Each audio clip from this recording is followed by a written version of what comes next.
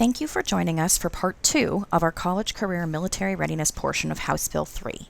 Today we will cover sections of the bill related to career and technical education, innovative high school models, and a high school equivalency subsidy. My name is Heather Justice, and I'm the Division Director for College Career and Military Preparation here at the Texas Education Agency. We will cover the following topics during the video. First, we'll provide background on CTE calculations. If you already have a good understanding of how the CTE allotment is currently calculated, feel free to skip to the How Did HB3 Change CTE Funding section. We'll cover a new grant opportunity and then address incentives for innovative high school models and the High School Equivalency Subsidy. It's important to frame that many of the items within the bill stem from recommendations from the Texas Commission on Public School Finance. Specifically, the Commission talked about expanding access to career and technical education in earlier grades, as well as the importance of CTE in rural settings. You'll see these reflected in the sections of House Bill 3 that we'll talk about today. This is important because of the interconnectivity of all of the college career and military readiness measures. We know that CCMR is a strong foundation for our students to graduate high school and then enroll in post-secondary, earn a credential, and/or enlist in the military. All of this helps us reach our state goal of 60 by 30. The funding from House Bill 3 allows for greater access to opportunities for our students to be prepared for success. So let's dig in a little to the impact on career and technical education. Previous to House Bill 3, CTE had an allotment which provided weighted funding to districts for students enrolled in grades 9 through 12 for career and technical education. In addition to the weighted funding, CTE advanced courses, which are 2 or more courses for 3 or more credits, generated $50 per full-time equivalent student. Both of these, the weight and the advanced courses, made up the CTE allotment. We'll talk in a minute about how House Bill 3 has changed this allotment, but we thought it helpful to talk through the way CTE is currently calculated, since the manner of the calculation remains the same moving forward. Essentially, when calculating the CTE allotment, the district starts by estimating the number of CTE full-time equivalent students. A full-time equivalent student is defined as 30 hours of instruction per week and about 1,080 contact hours per year. Student enrollment is looked at in terms of V-codes and PEIMS. The V-code stands for the contact hour multiplier, by which you address the amount of contact hours a student generates per day. This gets you to the portion of an FTE. You can see in the bottom right-hand corner of the screen that a V1 student has 1 contact hour per day and generates about 1/6 of an FTE. Important to note that the table assumes perfect attendance of the student. So we're going to talk through an example of how you would take the student contact hours and generate your number of full-time equivalent CTE students. In this example, you have students with different amounts of contact hours. The V1 student generates 13,500 contact hours per year, and you see that reflected on the first row. The V2 student generates 7,560 contact hours per year, as you see reflected in row 2. The V3 students generate 9,720 contact hours per year, and then the V5 students generate 4,500 contact hours per year. You then add the total number of contact hours and divide by the number of contact hours per year. Remember this 1,080 contact hours from our first slide on calculation. This gives you the total number of career and technical education full-time equivalent students, which in this case is 32.667. Once you have your estimated number of FTEs, you can then look at your weighted funding and how you calculate this. CTE weighted funding is the number of eligible CTE FTEs, which we just calculated, multiplied by the district's adjusted allotment, and then multiplied by the weight, which is 1.35. You can find this on the slide is a link to the summary of the finances report, which takes you to the district's adjusted allotment. So let's go back to our example of ABC ISD. They have 32.667 CTE FTEs and an average adjusted allotment of 6,600. The district would generate 291,063 in weighted CTE funding. Remember that the CTE allotment is comprised of 2 different calculations, the weighted funding and the advanced course funding. So let's take our example and now calculate the advanced course funding. Of the full-time equivalent students in ABC ISD, 18 V3 students are taking 2 or more advanced courses for 3 or more credits, and 5 V5 students are taking 2 or more advanced courses for 3 or more credits. This means that we now have 12.167 CTE full-time equivalent students who qualify for the advanced course funding. So we take those full-time equivalent students and multiply by $50 to get our $608 advanced course funding. When we add the advanced course funding to the CTE weighted funding, this gives us our total CTE allotment. In this example, ABC ISD would generate $291,671 for their total CTE allotment. We typically see questions in relation to the advanced course funding, the biggest one being how does a course get designated as an advanced course? These advanced courses are courses that would be taught toward the end of a student's coherent sequence of courses. They tend to have more advanced technical content. TEA has a list of the courses that qualify for advanced CTE courses, and it can be found on the CTE Allotment website, which you see linked on the screen. We do anticipate changes to the list for the 2020-2021 school year, and this information will be forthcoming this September. Similarly, we get questions around the advanced course list and the difference between the advanced courses that a district identifies as a part of a student's endorsement. CTE Advanced Course Funding is the list of advanced courses identified by TEA as advanced courses. This is different from the courses in which a district can select as a part of a student's endorsement. So how did House Bill 3 change CTE funding? We've talked about how it was calculated previously. Let's talk about what it changed. The key point here is the way in which CTE funding is calculated did not change with House Bill 3.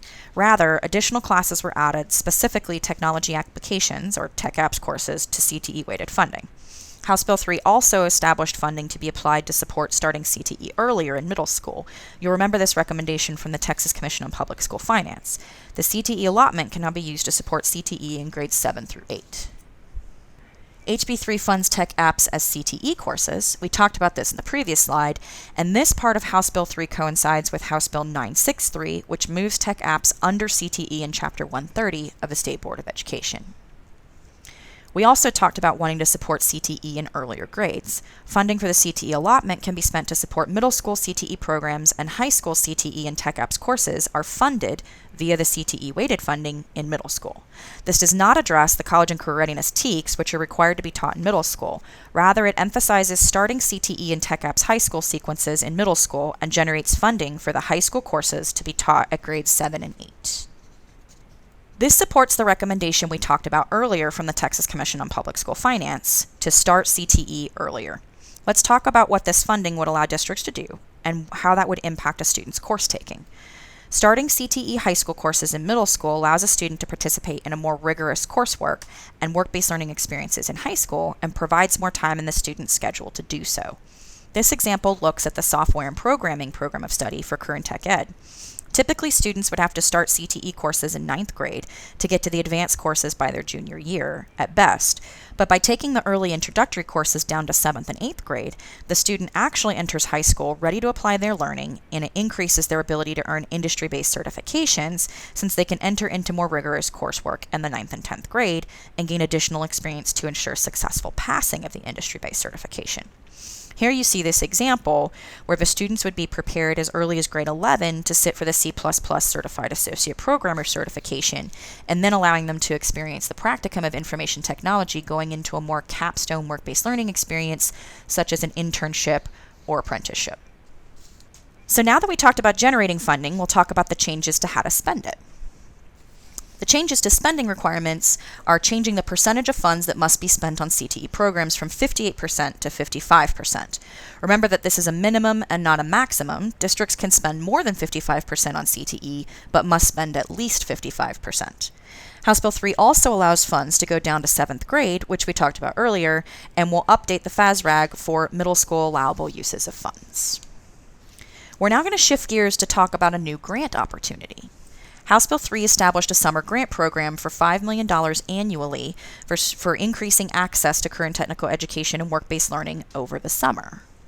We asked stakeholders like our CTE Leadership Committee for recommendations.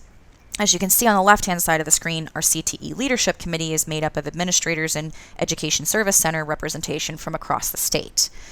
We also include the Career and Technical Association of Texas leadership in that committee and ask them to weigh in on what this grant funding should allow them to do.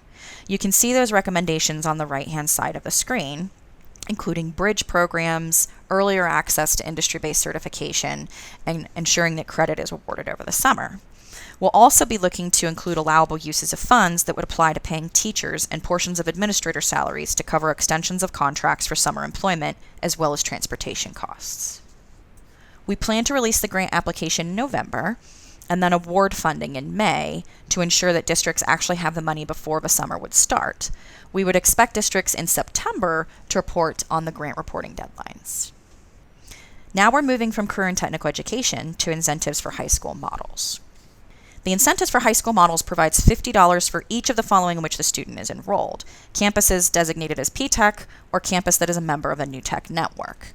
Note at the bottom of the screen, the Commissioner will seek to exercise the provision of House Bill 3 related to unintended consequences to clarify that the $50 generated will be per student as opposed to just the full-time equivalent student. Incentive funding will only go to those campuses in P-TECH and New Tech who are actively serving students. For this reason, campuses who have an active agreement with New Tech and are in the implementation or continuation phase will be eligible for this funding. Similarly, P-TECH campuses who are designated not planning would be eligible for funding. P-TECH campuses already have a PEIMS indicator to identify themselves as P-TECH, and New Tech will have a new indicator in PEIMS this school year to identify themselves. We also receive the campuses directly from New Tech, and we'll post the campuses who are eligible for this funding as a resource that we'll post on the HB3 website along with this video. The key takeaway for this incentive funding is that the $50 per student in P-TECH and New Tech can be combined with the $50 per FTE student who takes 2 or more advanced CTE courses for 3 or more credits. So how would districts go about becoming a P-TECH? Campuses would actually apply to join the P-TECH network, which is a part of our College and Career Readiness School Models network.